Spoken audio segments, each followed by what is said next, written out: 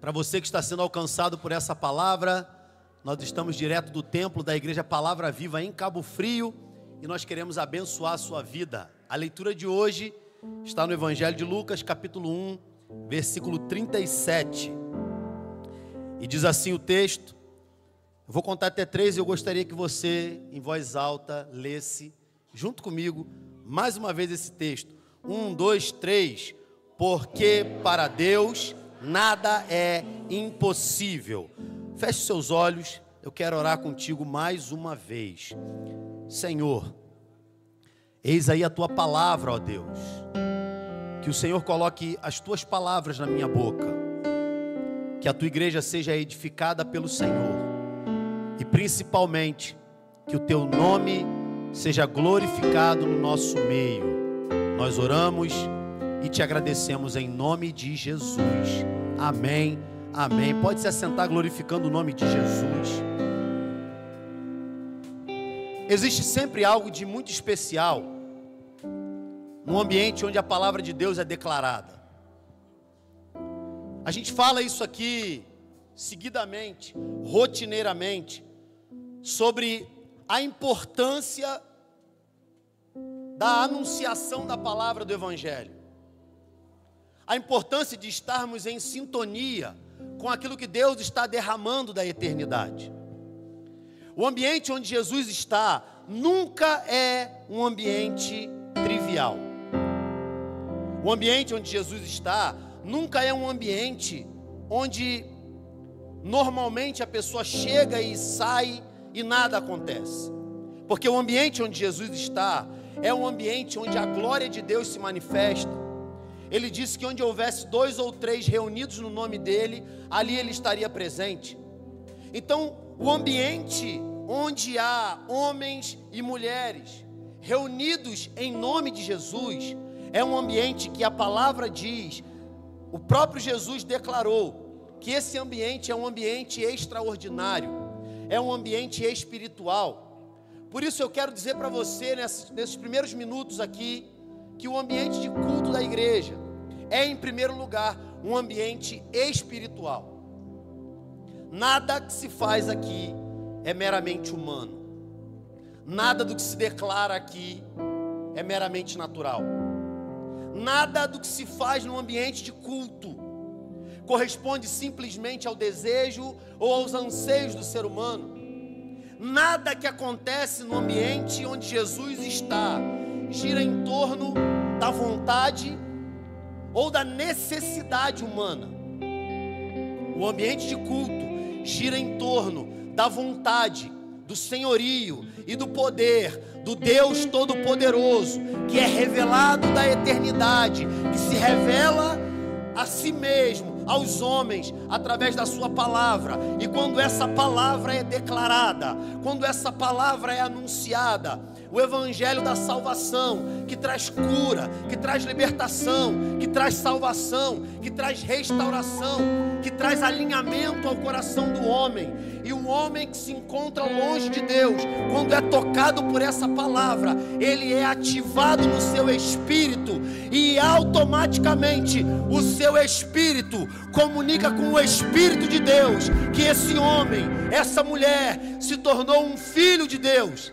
E sendo um filho amado, muito mais do que simplesmente vir para o culto, para atender uma necessidade ou a um anseio do seu coração, você passa a desejar o ambiente da presença. Você passa a desejar o ambiente onde Jesus está, porque Jesus está ali. Você passa a ser movido por aquilo que Jesus está fazendo. Você passa a ser pautado por aquilo que Jesus está falando. Não é meramente a necessidade e o anseio de atender alguma coisa imediata para você. Não se trata do evangelho que serve para que as suas demandas pessoais sejam automaticamente atendidas. Se trata de compreender quem é você no plano revelado por Deus desde a eternidade, porque quando Deus criou você, Ele dotou você de características e de potencial, que quando são ativados por aquilo que Deus está derramando sobre a sua vida, por aquilo que Deus está derramando sobre a igreja, por aquilo que Deus está derramando sobre a terra, automaticamente é ativado para que você também seja um participante da grande obra que Deus está realizando na terra.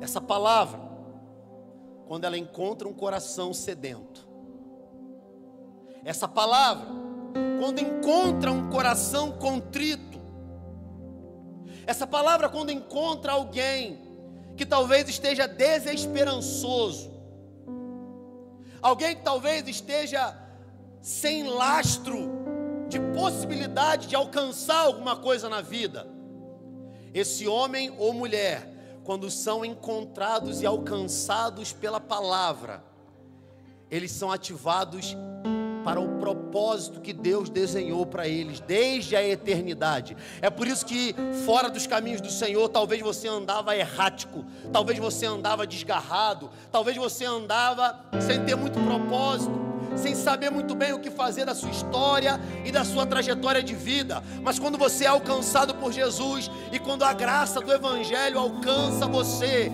a sua vida possui significado, a sua vida começa a adquirir sentido, você começa a enxergar que é muito além daquilo que imediatamente está acontecendo com você e na sua história de vida. Você passa a perceber que você, a sua família, tudo aquilo que Deus tem realizado na sua história, atendem e participam daquilo que Deus está realizando desde a eternidade.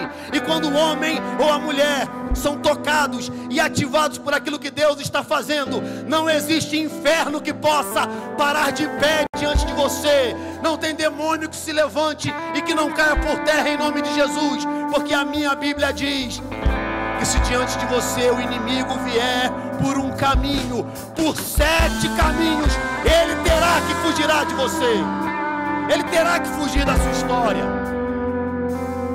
É por isso que quando o Evangelho alcança alguém, essa pessoa não simplesmente se torna um consumidor da fé.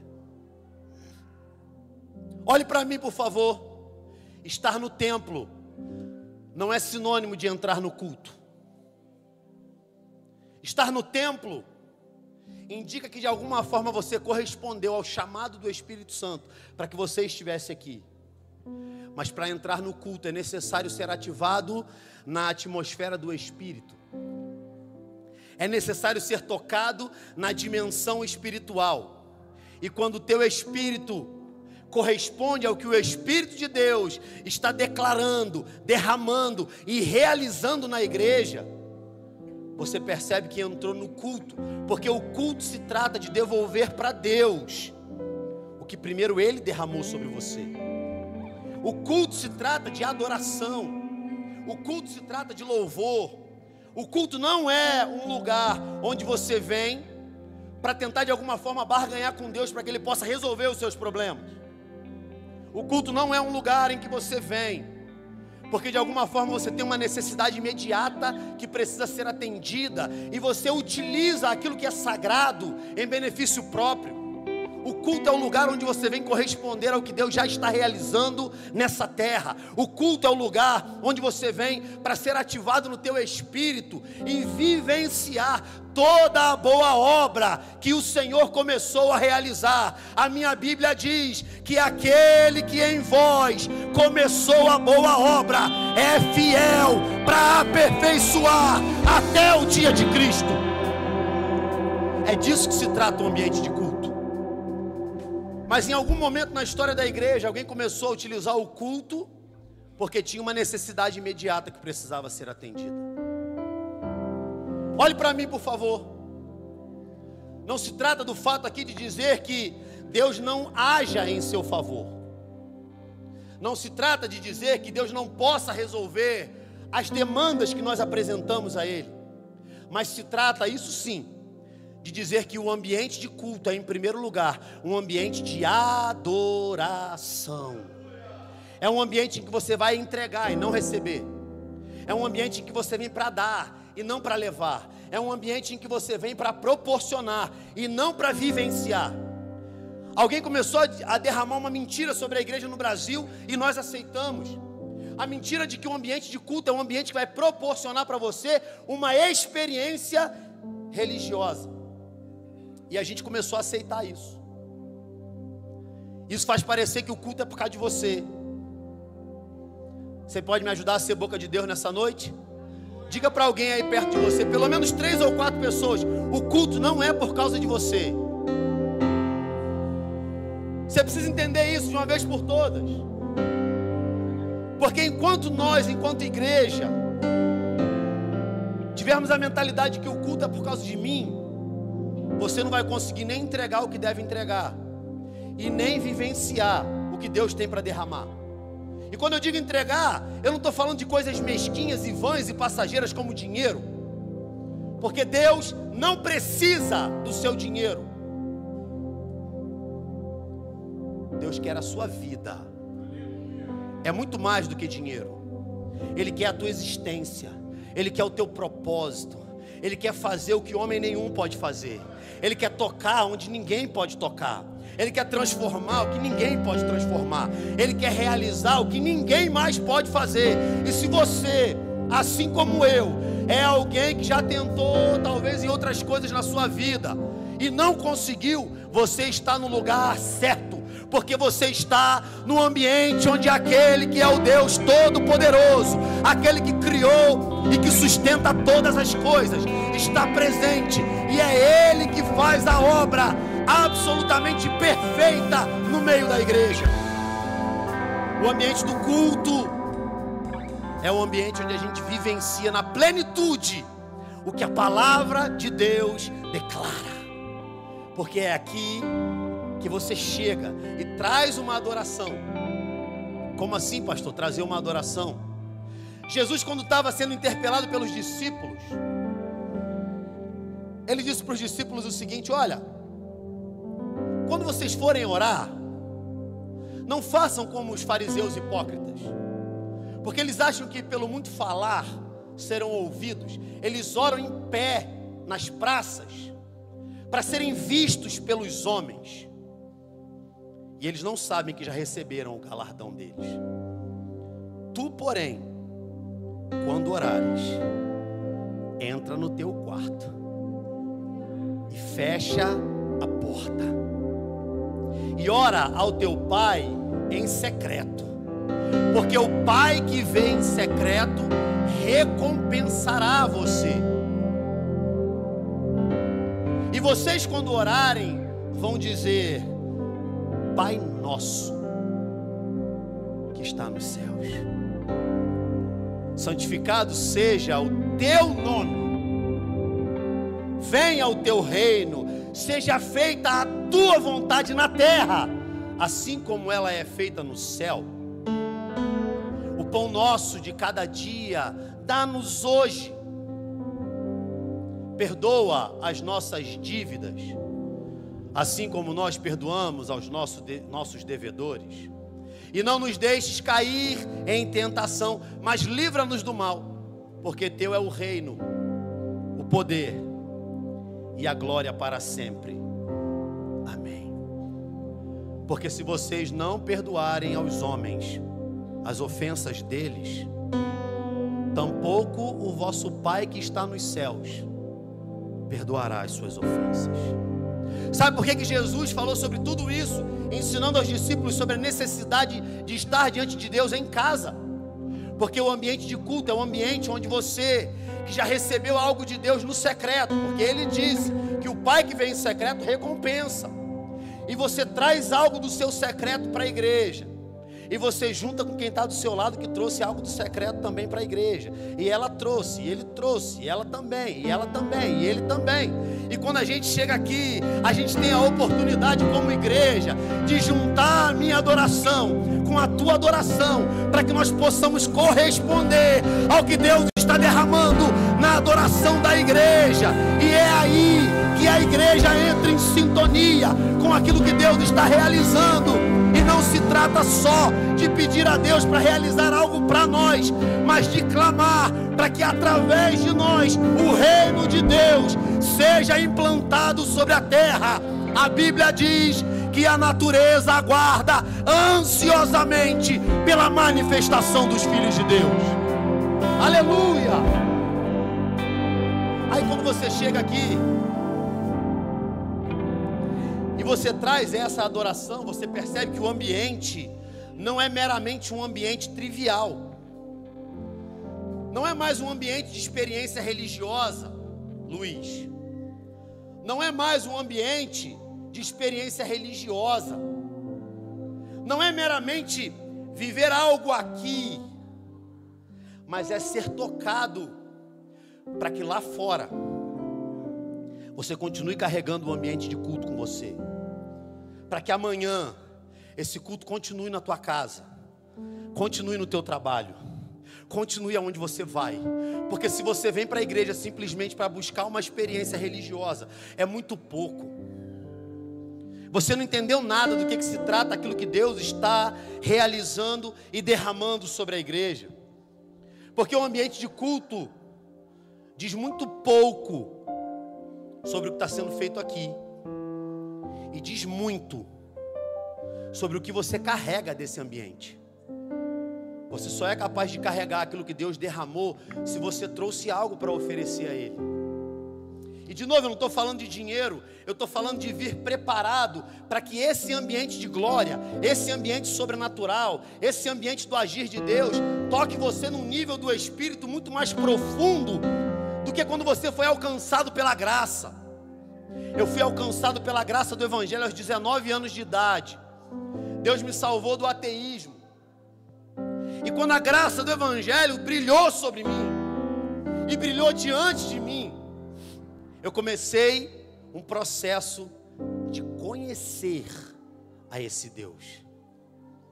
E Deus já tinha revelado na sua palavra, através da boca do profeta: conheçamos e prossigamos em conhecer a Deus. Agora preste atenção.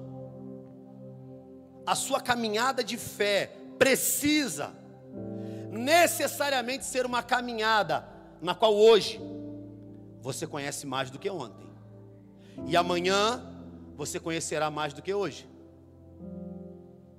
Porque se não é assim, eu tenho que te dizer, e eu tenho a responsabilidade de dizer para você: você está meramente vivendo uma experiência religiosa. A experiência religiosa não muda o teu caráter. A experiência religiosa não transforma o seu caminho. A experiência religiosa não molda você à imagem de Cristo. A experiência religiosa, no máximo, te dá um conjunto de compromissos na semana. E não se enganem, a experiência religiosa é feroz em fazer isso. Te dá compromissos na segunda, na terça, na quarta, na quinta, na sexta, no sábado, no domingo. E na segunda já passa a Deus ter 2 compromissos. E na terça de novo. De modo que esse evangelho que você professa no domingo à noite, você não tem nem tempo de viver na segunda-feira de manhã. Aí você começa a viver de programação em programação, de culto em culto, de compromisso em compromisso, e esquece de viver o evangelho na prática. Esquece de viver um evangelho que de fato transforma, um evangelho que de fato cura, um evangelho que de fato restaura. Aí você começa a perceber e não sabe porquê, já está um tempão na igreja, mas aquela situação não mudou. Talvez porque você se tornou um religioso e deixou de ter expectativa naquilo que Deus está realizando. Ei, eu quero começar a pregar nessa noite, mas eu preciso que você entenda que a atmosfera e o ambiente do que Deus está realizando é ativado na medida em que você passa a conhecer ainda mais sobre quem é Ele, sobre quem Ele é e sobre o que Ele quer fazer na sua história. Nós lemos um texto que diz que para Deus nada é impossível. Nada. Não é para Deus muitas coisas são impossíveis. Não, não, não. Para Deus pouca coisa é impossível. Também não. Para Deus uma ou duas coisas são impossíveis. Não. para Deus, nada. Você só pode se aprofundar na sua vida de relacionamento com Deus quando você entender isso. Sabe por quê? Porque senão você se torna ludibriado pelas luzes da religião e você começa a ser muito bom em dizer para outras pessoas o que elas devem fazer e péssimo em fazer o que você mesmo manda elas fazerem. Porque você passa a acreditar que Deus pode fazer na vida do outro, Deus pode curar na casa do outro, Deus pode restaurar na família do outro, Deus pode salvar o filho, o parente, o marido, a esposa do outro. Só que como igreja nós precisamos estar alinhados com o que o céu está dizendo e não com o que a terra está respondendo. Isso é muito profundo, irmãos, e ao mesmo tempo muito delicado. Ouça com muita atenção isso aqui. Existe uma linha tênue entre corresponder e se alinhar com o que o céu está dizendo e se alinhar com o que a terra está respondendo. Se você se alinha simplesmente com como a terra está correspondendo, eu tenho que te dizer de novo, você virou um religioso. O religioso é aquele que é muito bom em fazer tudo, mas é péssimo em ser a imagem de Jesus. O religioso prega, o religioso canta, o religioso toca, o religioso ora, o religioso trabalha na igreja. O religioso só não faz uma coisa: se tornar a imagem do varão perfeito que é Jesus. Agora, quando você compreende que o evangelho é muito mais profundo que algo que você faz no domingo à noite, aí você começa a ser tocado e ativado pela atmosfera do ambiente desse Deus, que para Ele nada é impossível. Deus está derramando algo sobre essa igreja, Deus está derramando algo sobre as famílias, Deus está derramando algo sobre aqueles que estão sedentos a se alinhar com o que o céu está declarando e não simplesmente com como a terra está correspondendo. Porque se você simplesmente está alinhado com como a terra está correspondendo, talvez você seja um religioso exemplar e nunca alcance a totalidade daquilo que Deus tem para você. Você sempre vai acreditar nas palavras que estão à sua volta e vai esquecer de ouvir as palavras que vêm do alto. Ei, olhe para o alto, olhai para as coisas que são de cima, porque isso é aquilo que Deus está declarando.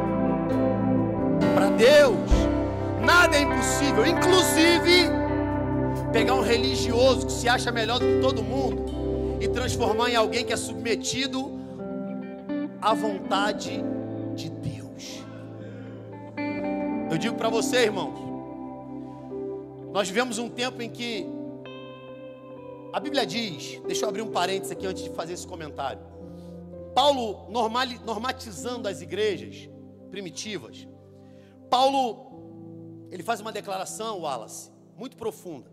Ele diz: olha, os sinais e prodígios são para os que não creem.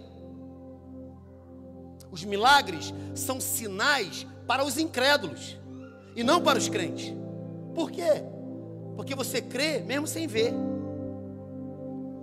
Irmão, se entrar um cego aqui agora, a gente orar e for curado, ou não for curado, a sua fé precisa permanecer inabalável em Deus.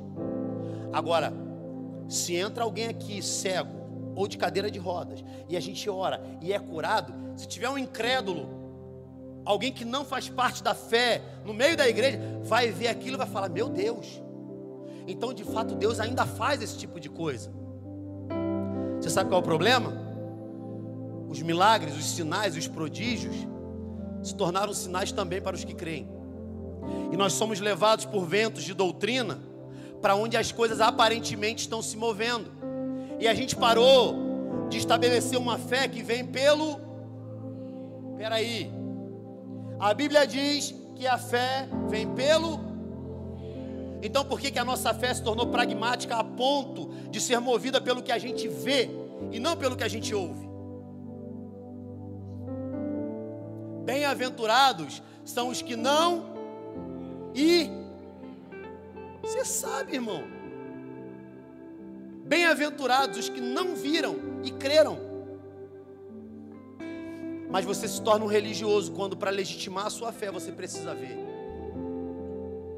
Você se torna um religioso quando, para legitimar a tua experiência religiosa, você precisa que tenha algum movimento visível, porque você parou de ser tocado no Espírito. Quando você para de ser tocado no Espírito, você precisa que o ambiente à sua volta se mova, para você poder ver aquilo que você não experimenta mais. Que é isso, pastor? Pesado. Nem comecei, irmãos. Porque quando você entende que para Deus nada é impossível, você percebe que você também está inserido nesse nada é impossível. Existem questões que você trouxe até aqui, Deus pode libertar você. Existem situações que arrancaram de você a alegria de caminhar no meio da igreja, Deus pode curar você. Existem coisas que você já nem tem mais expectativa que Deus vai fazer, Deus pode tocar você também. E não se trata, aí é que eu quero trazer para você, irmão, um entendimento pleno disso aqui. Porque não se trata de simplesmente se relacionar com um Deus que atenda às suas necessidades imediatas. Quando a gente fala, Deus pode curar, Deus pode salvar, Deus pode libertar, Deus pode restaurar. Não significa que o papel de Deus seja proporcionar para você um alívio imediato daquilo que está causando dor. Mas se trata de transformar você naquele que, além de desfrutar, vai ser também um participante, vai ser também um promotor, vai ser também alguém que vai vivenciar e proporcionar para que esse Deus, que nada é impossível para Ele, também alcance, restaure, cure, salve e faça na vida de outras pessoas.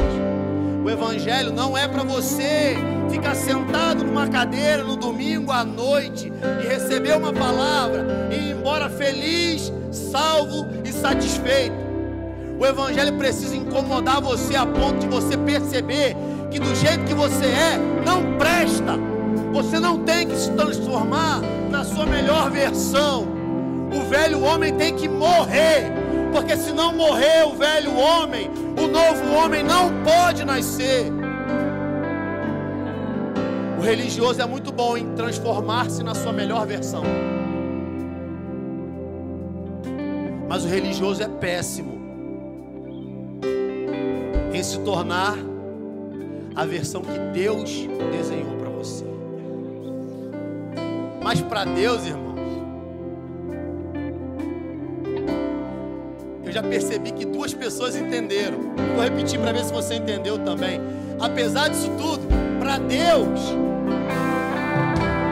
meu Deus, e se para Ele nada é impossível, existe um caminho de vitória que Ele quer levar você para se transformar a imagem daquilo que Deus já projetou para a sua vida desde a eternidade. Isso não depende das circunstâncias, isso não depende da conjuntura, isso não depende nem de em qual igreja você está. Isso depende de se transformar em alguém que é movido, que é tocado e que é transformado pela presença e pelo poder desse Deus Todo-Poderoso que criou os céus e a terra, aquele que era, aquele que há de vir. Meu Deus! Para Deus nada é impossível, inclusive mover a incredulidade do ser humano. Para Deus nada é impossível, inclusive transformar um religioso num crente de verdade. Para Deus nada é impossível, inclusive fazer nada. É aqui que o negócio estreita. Eu ainda tenho tempo. Se para Deus nada é impossível, significa que Ele pode fazer tudo. Mas Deus, ouça com muita atenção isso aqui. Deus pode fazer tudo, mas Ele, para que possa se relacionar conosco, Ele se autolimita. Você vai entender. Deus pode fazer a terceira margem de um rio. Se Ele pudesse, se Ele quisesse, Ele poderia. Agora, faz sentido na experiência humana dessa criação um rio ter 3 margens? Não, irmão, o rio só tem 2 margens. A margem direita e a margem esquerda. Então o próprio Deus, para o qual nada é impossível,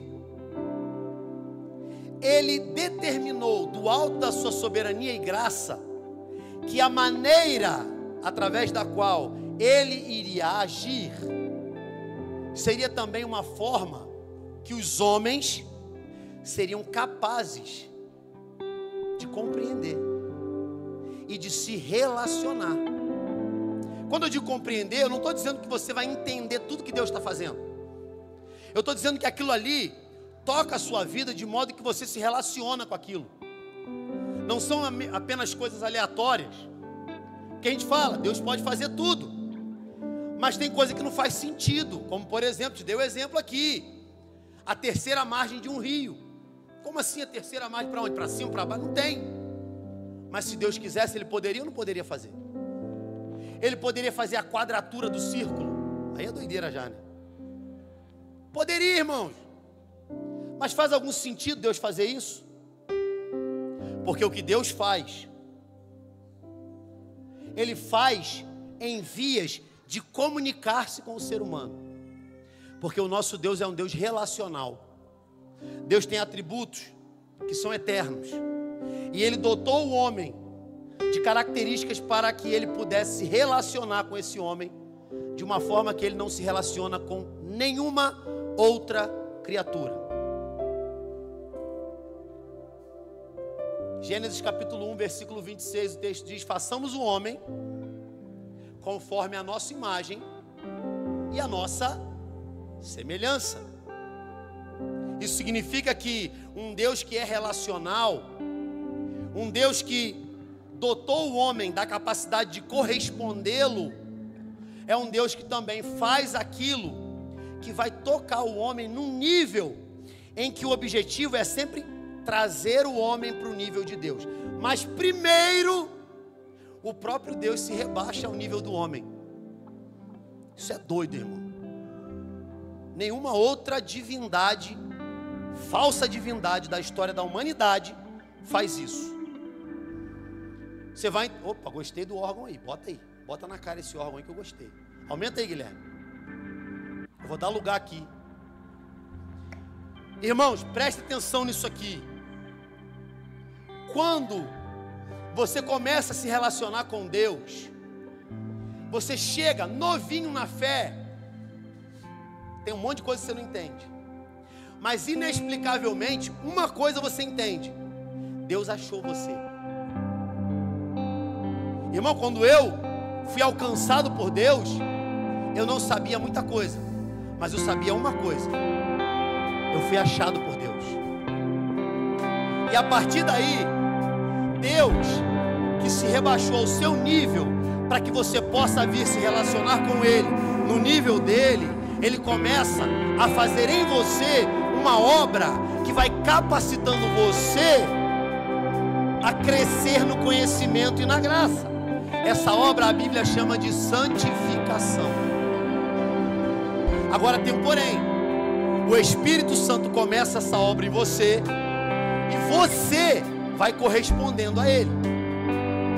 Ele vai te dotando da capacidade de abrir mão de coisas que você não queria abrir mão, de mudar hábitos que você não queria mudar, de se dispor e se despir de coisas que você não abriria a mão. E ao mesmo tempo, porque santificação não é deixar de fazer coisas, é tornar-se semelhante a Deus. Ao mesmo tempo em que você vai abrindo espaço com aquilo que não presta, deixando para trás, Deus vai enchendo você daquilo que é eterno. Deus vai enchendo você daquilo que é sagrado. Deus vai enchendo você daquilo que é sobrenatural. E aí você vai começando a entender do que se trata o Evangelho na sua casa. Aí a cada dia que passa, a palavra que diz que para Deus nada é impossível, ela não é só uma esperança para você, mas é uma coisa que você vive diariamente.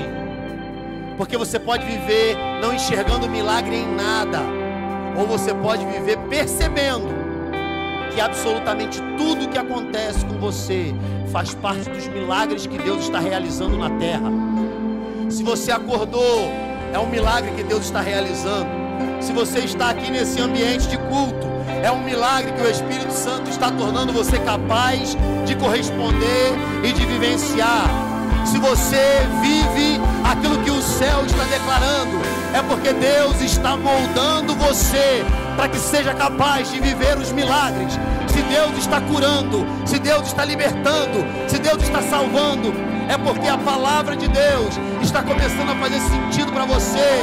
E tudo que Ele faz atende a um propósito. E esse propósito é levar você para o céu, levar você para a eternidade, levar você para viver o que olhos não viram, ouvidos não ouviram e nem subiu ao coração do homem. São as coisas que Deus tem preparado para aqueles que nele esperam. É para isso que Ele molda você. Aleluia! Aleluia! Aí você vai vivenciando, e porque você creu, você até começa a ver. Porque você creu, você até começa a experimentar. Porque você creu, pessoas perto de você que nem têm a mesma fé que você começam a ser também alcançadas por aquilo que começa a transbordar de você. Você percebe que é um caminho, você percebe que é uma etapa, você percebe que é um processo. Você é alcançado, você é limpo, você é restaurado, você começa a ser santificado, você começa a entender do que se trata o Evangelho. Você para de viver de culto em culto, pedindo. Você passa a viver de dia em dia na sua casa, clamando, e no ambiente de culto, orando, consagrando, adorando. E quando você menos percebe, esse ambiente de culto, ele não é mais, ah meu Deus, isso aqui vai ser como uma bomba para você.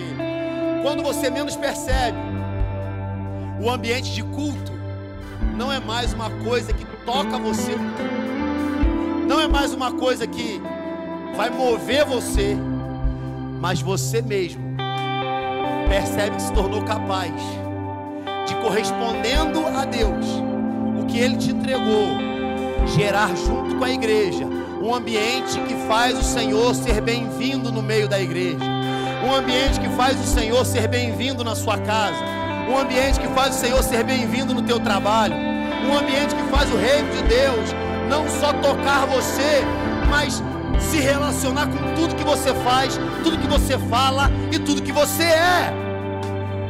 É esse ambiente que, quando é movido, reis, sem você perceber, você começa a desfrutar de coisas que você nem sonhou que Deus pudesse fazer na sua história. Você começa a vivenciar coisas inexplicáveis, começa a ser tocado num nível que você nunca achou que seria possível ser tocado.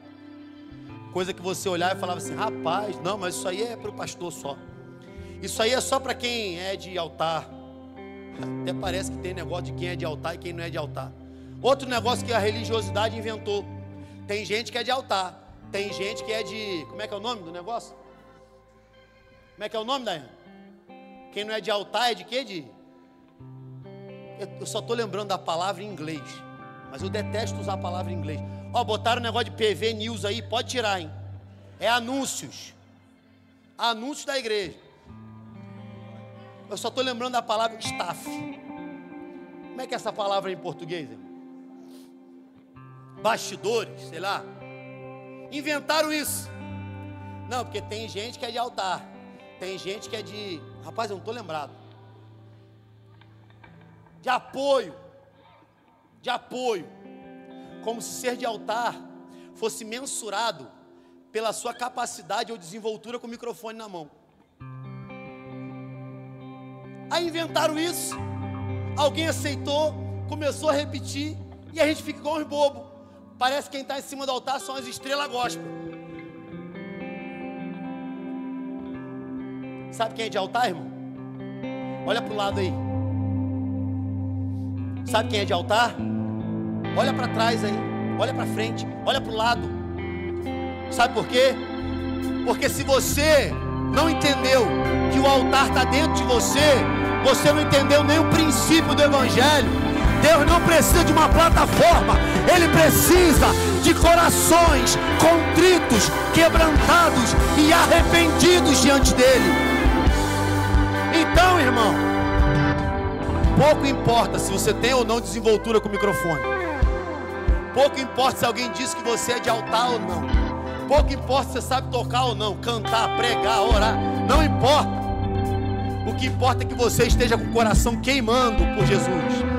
O que importa é que o seu coração esteja queimando pelo Deus, que para Ele nada é impossível. Porque se o seu coração está queimando pelo Deus, que para Ele nada é impossível, você começa a vivenciar aquilo que as pessoas acham que é impossível. E quando você vivencia o que é impossível, você alcança o inalcançável. Você vê o invisível e você desfruta daquilo que olhos não viram e ouvidos não ouviram. Eu não sei se você tem mão para levantar aí, mas se tem mão, levanta. E se tem boca, dá glória, pelo amor de Deus. Aleluia. Aleluia. Glória a Jesus. Oh, Espírito Santo. Senhor, me ajuda a pregar como eu estou sentindo essa palavra. Irmão, quando você diz que para Deus nada é impossível, você está declarando que até o que você não se enxerga capaz de fazer, Deus pode mover.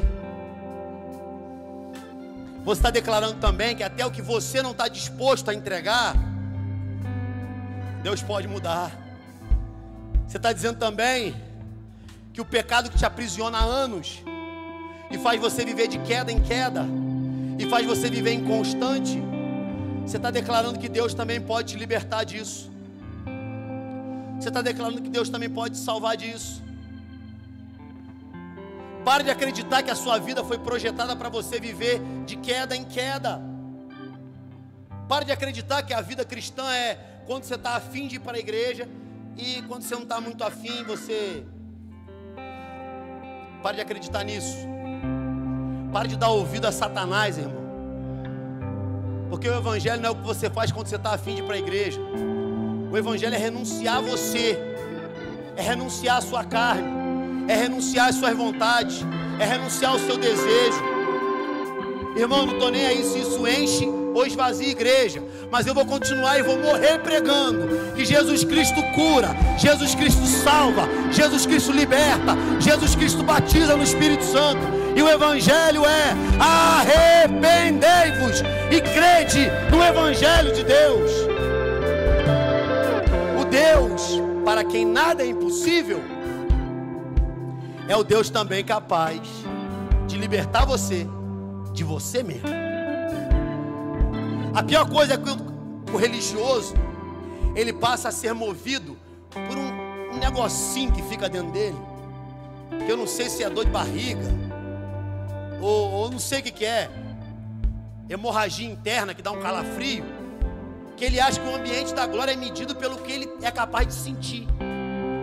Aí você chega na igreja, você não sentiu nada, fala assim: rapaz, culto hoje, né? Culto hoje foi fraco. Rapaz, viu o pessoal do louvor? Estava fraco. Bíblia estava com aquele baixo lá, não adiantou nada. Rapaz, não senti nada na hora da palavra.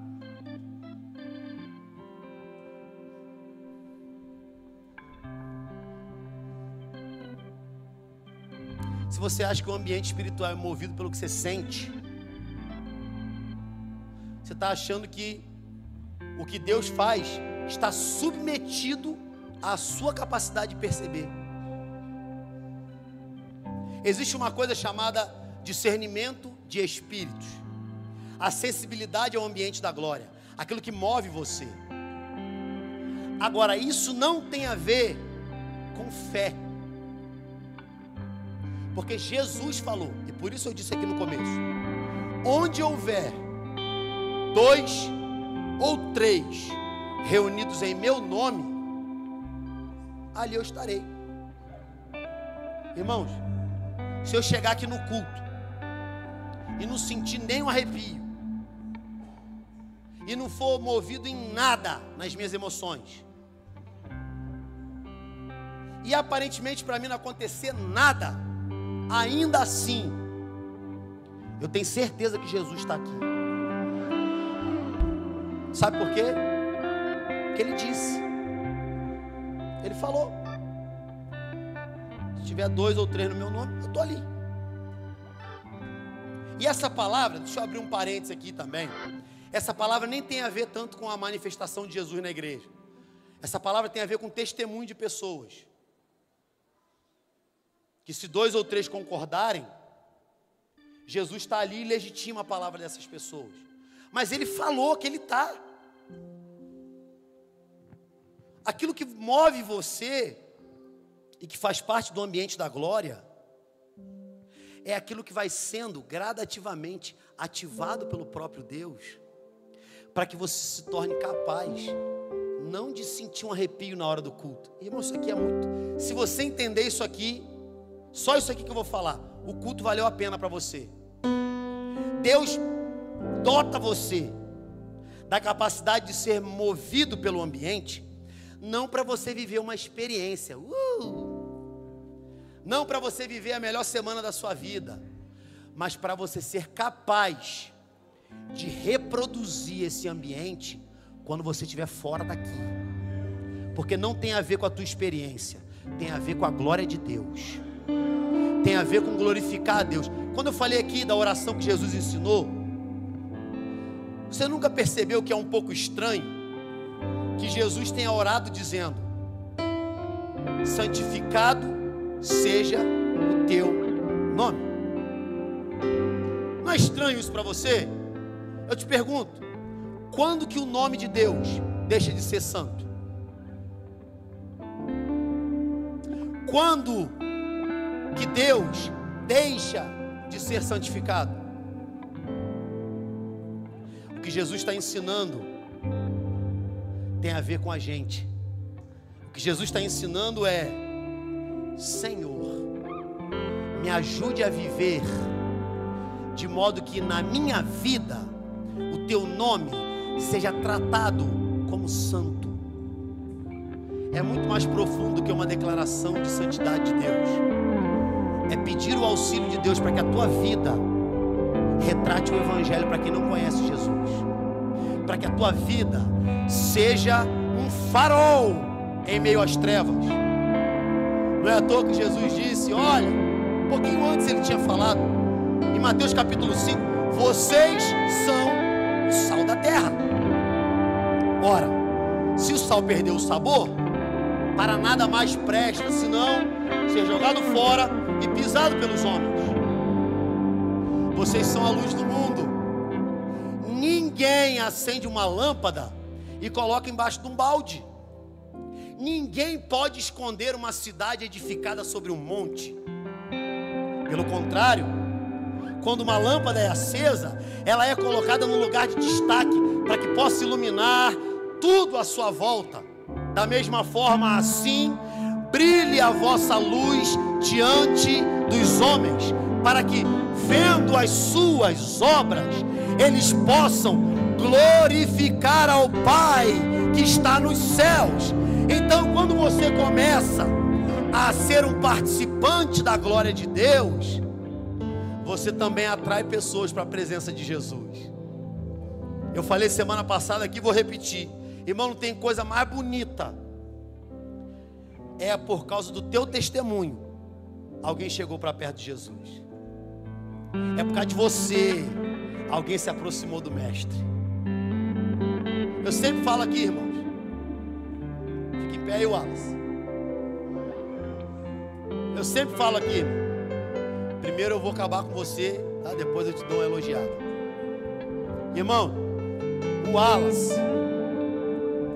Wallace foi o homem usado por Deus para insistir na minha vida. Eu tinha 19 anos, ele tinha acho que 20.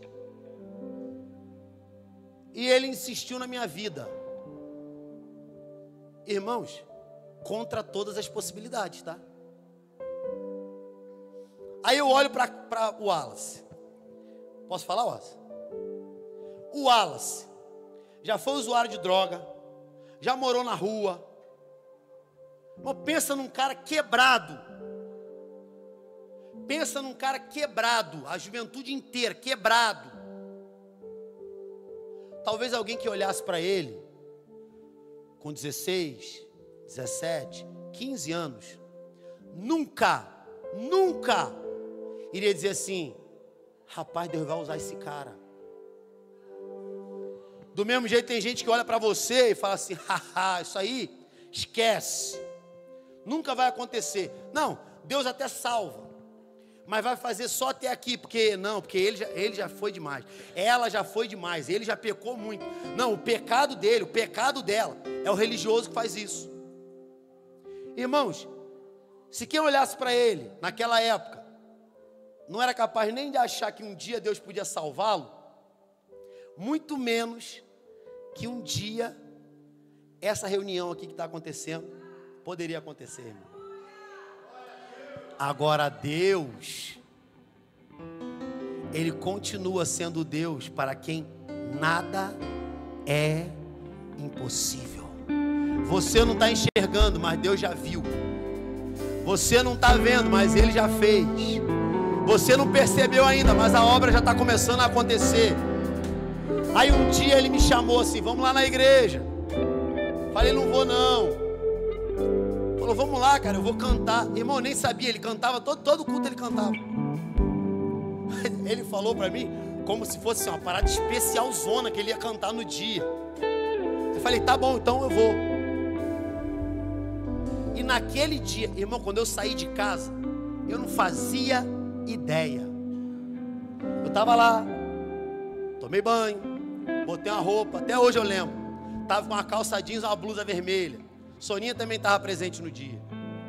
Uma blusa social vermelha de manga curta. Aí fui, né? Era a única blusa social que eu tinha.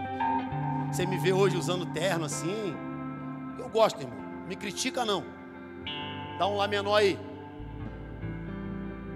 Não é lá menor não, esquece. Eu sempre peço o tom errado, né? Desculpa. Eu ia cantar aquela assim: se o meu jeito de adorar te incomoda. Não sei. Mas presta atenção. Ninguém, irmãos, tinha ideia. E muito menos eu. Tomei banho, botei aquela roupa, peguei a bicicleta. Porque papai, cadê papai? Papai não estava em casa não, devia estar no futebol, bebendo, alguma coisa. Passei lá pegar uma carona, papai não estava em casa. Falei: rapaz, vou ter que ir de bicicleta. E a igreja na época era ali do lado da delegacia, onde tinha antigamente a Constrec. Era no alto, irmão, tinha uma escadaria. Eu tive que subir com a bicicleta nas costas. Falei: Wallace, miserável. Porque eu não ia largar lá embaixo, né? Que senão voltava e não tinha mais. Aí eu falei assim: vou subir. Subi a escada. Falei: aquele miserável, rapaz. Mas o cara era meu amigo. Falei: vou lá só para ver ele cantar. Aí depois de algum tempo, que eu descobri que todo domingo ele cantava. Falei: miserável. Deus deu uma estratégia a ele. Aí eu cheguei na igreja. Quando eu entrei, a porta era de lado assim, irmãos. Entrei na igreja, igual aqui. Era de lado também, né? Doideira. Não chora não, calma. Hein? Aí, irmãos, entrei. O Asa estava cantando. A irmã dele, a Aline, estava cantando. Tinha um pessoal bom tocando também. Aí eu cheguei, irmão, entrei assim, sentei lá atrás, assim, ó, lá onde Pedro Paulo está. Pedro Paulo está na UTI, por quê aí? Ah, então tá bom. Aí sentei, irmão, lá atrás. Eu saí de casa para quê? Para ver meu amigo, né? Pô, vou lá, vou dar uma moral pro meu amigo, vou lá ver cantando. Irmão, não fazia ideia. Mas naquele dia, Deus já tinha marcado o encontro comigo. Ele já tinha me chamado um monte de vezes. É isso aqui que eu quero falar. Contei essa história toda para você entender. Já tinha me chamado para a igreja um monte de vezes. E não desistiu. Me chamou mais um. Irmãos, E pensa num cara grosso, muito grosso. Aí ele me chamou de novo. Naquele dia, acho que ele já chamou até assim, vou chamar, né? Me chamou, aí eu falei, eu vou. Acho que ele nem estava preparado para o que falar depois disso. Aí ele, então tá bom, te espero lá. E aí eu fui. Irmãos, isso já tem 18 anos atrás. Eu lembro como se fosse hoje. Eu cheguei naquela igreja, sentei lá atrás e fiquei. O Wallace cantou. Pode sentar, Wallace, obrigado, tá? Eu ia deixar você em pé até o final, mas não vou fazer isso não. Cantou. Irmãos, igreja pentecostal, tá? O povo lá, dando rabo de arraia, estrelinha, cozinheiro japonês, era um negócio que eu falava, meu Deus, e eu não entendia nada, né, que eu era ateu, falava, rapaz, o pessoal aqui é doideira, rapaz, mas negócio maneiro. Não, porque tem uns crentes que ficam com cara de crente mesmo quando está no mistério, já viu? Você não viu, irmão? Você vai ver. Aí, acabou, o pastor pregou, nem lembro quem pregou no dia, nem lembro. Não foi seu pai, não.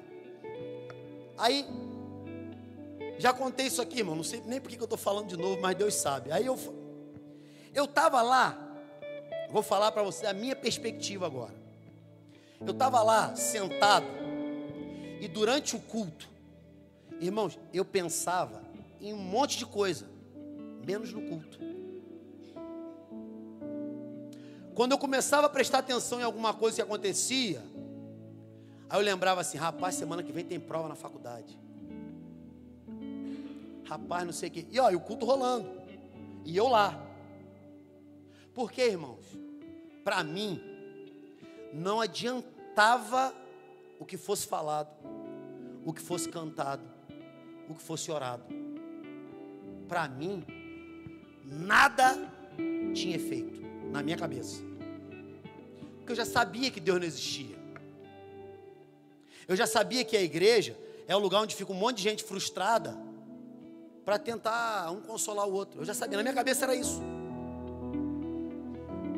Teve a música, teve oração, teve pregação. Pra você ter uma ideia, irmãos, eu não lembro nem o que foi pregado no dia, porque o ladrão da boa semente roubou a semente de mim. O ladrão da boa semente arrebatou a semente. E eu não estava nem aí. Agora tem um negócio no ambiente de culto, que o diabo pode fazer o que quiser, que ele não consegue mudar. O ambiente de culto tem presença de Jesus. E quando Jesus chega, o mal tem que sair. Quando Jesus chega, o mal tem que bater em retirada. Aí eu estava ali, de maneira regulamentar. Falei, pô, que legal, já vim prestigiar meu amigo. Irmãos, eu fui salvo na bênção apostólica. Já contei isso aqui, irmão. Pastor Paulo, que veio aqui na sexta-feira do aniversário da igreja, ele pegou o microfone. Irmão, vamos ficar em pé para nós ir embora.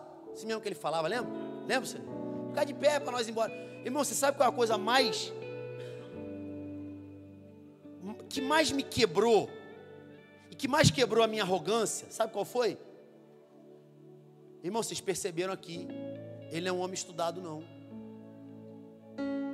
Ele estudou até que série, Soninho? Terceira série? Sexta série? Estudou até a sexta série, irmão. Eu, na minha cabeça, arrogante, sou professor, pô. Não sei falar. Ele falou desse jeito: vamos ficar de pé para nós ir embora. Eu me lembro, como se fosse hoje, eu me lembro que na minha cabeça eu zombei, falei assim, sabe nem falar. Aí levantei, né? Fiquei em pé. Aí pensei assim, esse negócio de crente é coisa de maluco mesmo. Eu sabia que Deus não existe mesmo. Você conhece a história? Eu tinha passado na casa de papai, fiz uma oração a Deus. Aí ele foi chamar a bênção apostólica, né? Foi fazer. E ele falava rápido, né, Soninha? Falava, irmão, não demorava 3 segundos a bênção apostólica. Marina, a bênção apostólica dele era assim: irmão, que o amor de... Você só entendia que o amor de Deus e o diga no final. Sério, estou exagerando, Wallace. Eu falava assim: que o amor de Deus, a graça de Deus da igreja, diga. Estou falando sério, irmão. Sério, no dia que quase que eu pedi para ele dar a bênção apostólica, para você saber que é real. Irmãos, essa bênção apostólica não demorava 2 ou 3 segundos. 2 ou 3 segundos. O culto ia acabar.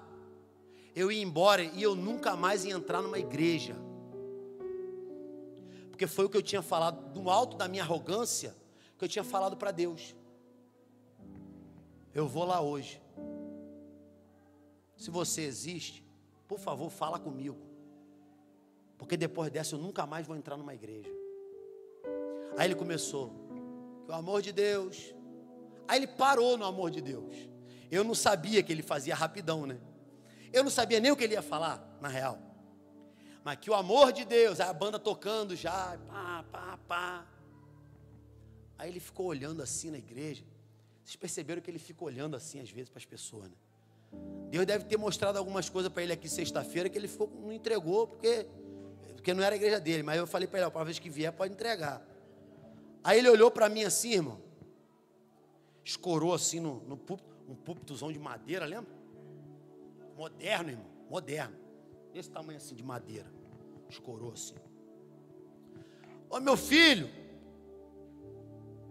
Irmãos, eu já sabia que era comigo. Já sabia. Porque o ambiente onde Jesus está, o mal tem que sair. O ambiente onde Jesus está, o ladrão da boa semente tem que bater em retirada. O ambiente onde Jesus está, a arrogância do ser humano cai por terra.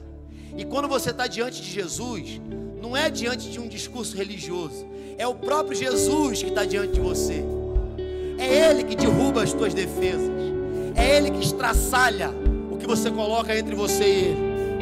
Aí ele apontou para mim assim, o pastor falou assim: posso falar um negócio com você? Eu falei: eu? Atrás de mim era uma parede, né? Já contei isso aqui. Atrás de mim era uma parede assim. Aí eu falei assim: eu? Tinha uma parede, não ia ter quem atrás de mim. Aí ele falou assim: é, você mesmo. Posso falar um negócio? Irmão, você tem noção da quantidade de coisa que estava acontecendo dentro de mim ali? Eu não consigo te explicar não, irmãos. Não consigo te explicar. Mas de alguma forma, era Jesus que estava me pegando. Era Jesus que estava me encontrando. Aí ele falou assim: olha, eu vou te falar. Eu não sei nem se você vai acreditar não. Mas Deus manda dizer que Ele é real e Ele fala contigo. Irmãos, ali eu já sabia que era comigo o negócio. Porque não foi numa pregação cheia de homilética, cheia de hermenêutica, cheia de exegese. Foi um homem que não era estudado, que não sabia falar direito, mas que era cheio de Deus. Cheio da presença. Aí ele falou: olha, Deus manda falar com você que Ele é real e Ele fala contigo.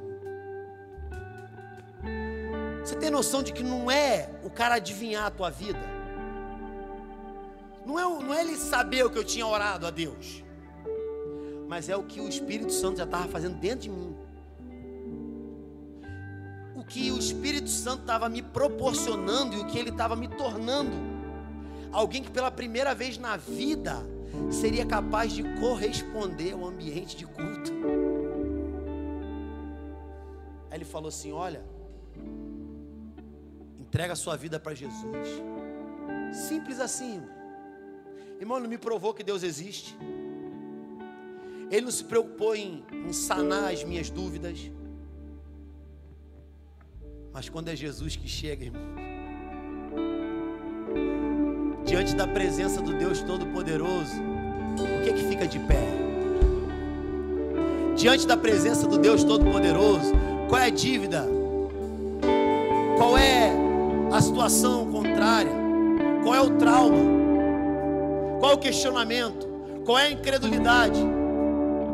Qual é a situação traumática que permaneça de pé?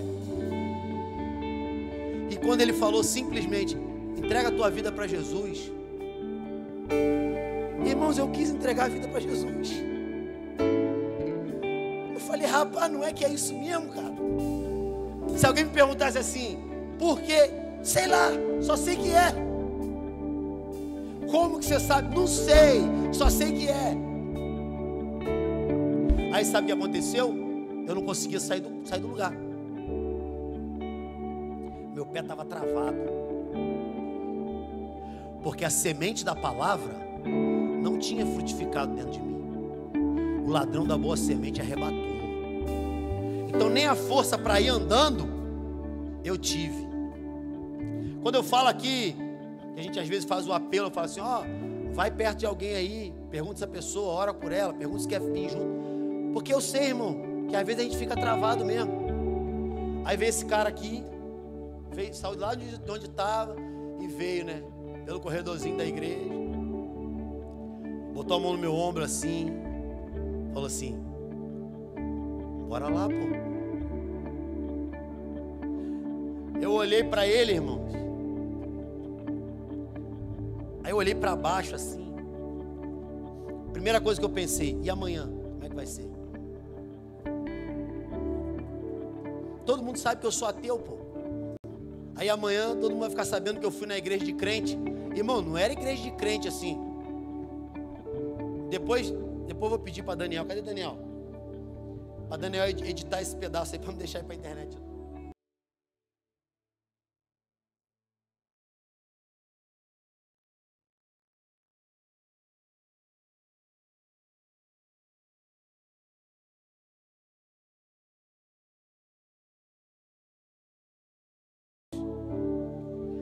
Era uma igreja, irmão, o pau quebrava. Era de irmão andar pela parede. Não, isso aí não, brincadeira. Só endemoniado que às vezes queria fazer isso, né? Irmão, mas tô falando sério. Eu já vi cada um negócio bizarro lá, irmão. Sério, é ou não é? É ou não é? Olha, da cabeça encostar no calcanhar, irmão. Demoniado, é sério. Pessoal no mistério. Mas quando é Deus mesmo, né? Que quando não é Deus, o pessoal derruba a cadeira, se machuca. Agora, irmão, foi essa igreja que eu entrei e fiquei assim no culto, assim, ó. Caralho, que doideira. Foi ali, para quebrar todos os meus paradigmas, todas as minhas convicções, todas as minhas certezas. Foi ali que Jesus me levou e marcou o encontro comigo. Você acha que você sabe? Então vou te levar num lugar para você perceber que você não sabe nada. Aí fui. Aí o Wallace botou a mão no meu ombro assim, falou, bora lá, pô. Aí eu olhei para a cara dele, olhei para baixo. Ao mesmo tempo, irmãos, uma voz suave, mansa, doce e tranquila falou comigo naquele dia. Eu achei você. Eu achei você. Irmãos, não me pergunta como, eu não sei te explicar.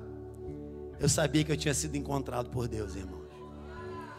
Eu sabia que eu tinha sido encontrado. Eu me senti amado de um jeito, irmão, que eu nunca tinha me sentido. Eu me senti acolhido de um jeito que eu nunca tinha me sentido, irmão. Aí o Wallace assim, aí eu tinha um corredor, né? Corredorzão assim, irmão. Eu botei o pé. Rapaz, falei que a igreja era pentecostal. Irmãos, naquela hora, eu não vi muita coisa, que eu só sabia chorar, né? Mas eu escutei o barulho do culto. Irmão, porque se tem um negócio que é bom, é barulho de culto, irmão. Barulho de culto não é ruído. Barulho de culto é quando a igreja reverbera o que o céu está declarando. Eu comecei a ouvir, irmãos, eu nem sabia ainda, mas eu estava ouvindo barulho de culto. os crentes da língua estranha, os crentes do reteté. Irmão, mais uma doideira. O culto demorou mais uns 20 minutos, né, Wallace? Aí eu fui à frente, chorava. Aí veio o Vitão, né? Outro amigo meu que era de lá também, me ajudou. Veio o Wallace de um lado e Vitão do outro. Aí eu fui até a frente. Cheguei na frente, tirei eles assim, ajoelhei no chão, chorava. Irmãos, você tem noção? Até aquele dia ali, eu não lembrava na minha vida qual foi o outro episódio que eu tinha chorado. Não lembrava. Eu não lembrava nem como é que era chorar. Vocês ficam me vendo aqui hoje, tem uns irmãos que já olham para mim e já ficam rindo. Eu vejo que vocês estão rindo, tá? Eu vejo. Ele fala assim: rapaz, pastor chorão, cara. Não pode tocar uma música que ele está chorando. Não pode fazer uma oração que ele está chorando. Não pode dizer que... Irmãos, nessa época eu não lembrava como é que era chorar. Sabe por quê? Irmão, eu estava morto por dentro e não sabia. O homem longe de Jesus está morto nos seus delitos, morto nas suas transgressões. Mas naquele dia ali, irmãos, Jesus me salvou. Jesus reviveu o que estava morto. Jesus restaurou o que eu nem sabia que precisava restaurar. E foi por causa disso. Sabe por quê? Porque alguém perseverou, alguém insistiu. Hoje, você está sentado aqui, irmãos. Eu nunca imaginei na minha história que um dia eu seria pastor de uma igreja. Nunca imaginei. Se a gente está vivendo isso aqui, irmãos, é porque alguém perseverou. Sabe por que eu te contei essa história toda? Tem alguém por quem você tem que perseverar também. Não fica achando que, não, é perda de tempo. Não, deixa para lá. Você não é capaz de enxergar, talvez hoje, mas Deus já viu, irmãos. Deus já viu. Irmão, vou falar uma aqui. Posso falar, Vivian? Vivian chegou nessa igreja, se reconciliou com Jesus. E ela sempre falava: um dia meu marido vai estar aqui. Um dia meu marido vai estar aqui. Vinha para a campanha de oração: um dia meu marido vai estar aqui. Talvez quem conhecia falava assim: rapaz, mas Reis não, dá não, pô. Reis é um cara descolado, pô. Reis é um cara bem resolvido, pô. Dá não, vive. Mas ela continuou: um dia meu marido vai estar aqui. Podem falar o que for, mas um dia meu marido vai estar aqui. Irmãos, hoje eles podem declarar: eu e a minha casa servimos ao Senhor. Porque alguém perseverou, o céu respondeu. Porque alguém não desistiu, o céu respondeu. Então, irmão, continua, dá mais um passo, continua perseverando, porque Deus é um Deus para quem nada é impossível. Fica de pé, por favor.